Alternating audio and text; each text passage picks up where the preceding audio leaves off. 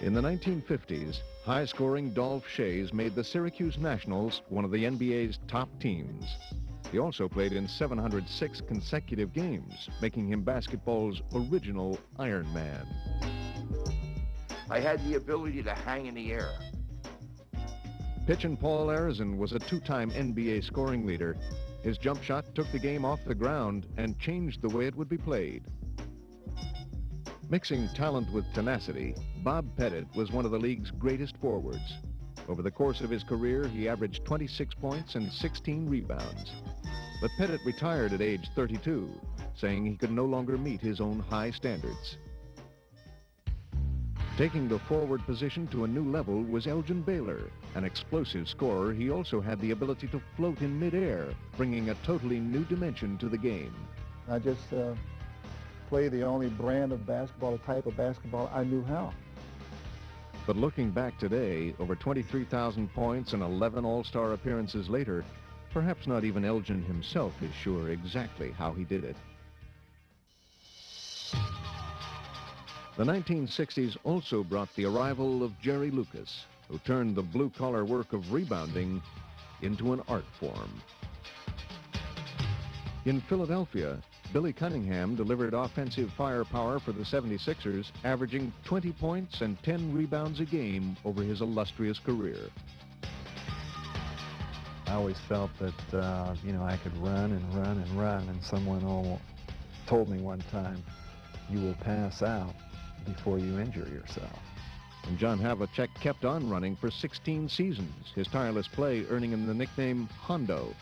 When he was through, he'd scored over 26,000 points and starred on 8 Celtic championship teams. Greer is putting the ball on a play. He gets it out deep, and Havlicek steals it over the sand goal. Havlicek stole the ball. It's all over. It's all over. Johnny Havlicek is... Entering the 70s, Elvin Hayes ushered in a brand new era for the NBA. A power forward who played with finesse, the Big E was one of the league's most dominant and durable players. When the New York Knicks acquired Dave DeBusschere, they found the missing ingredient that produced 2 NBA titles. One of the game's standout defensive forwards, DeBusschere controlled the boards and was also a clutch player on offense for those Knick teams. When I was out there, I was in another world. I was totally immersed in that world. All of my focus was there. Rick Barry brought a world of skills to the forward position.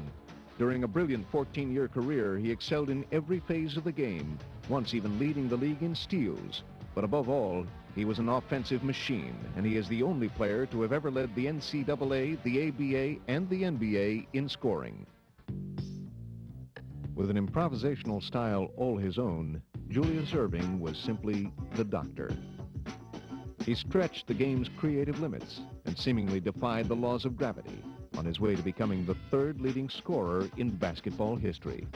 I really considered those routine plays, although I know they were beyond the boundaries that one would call fundamental.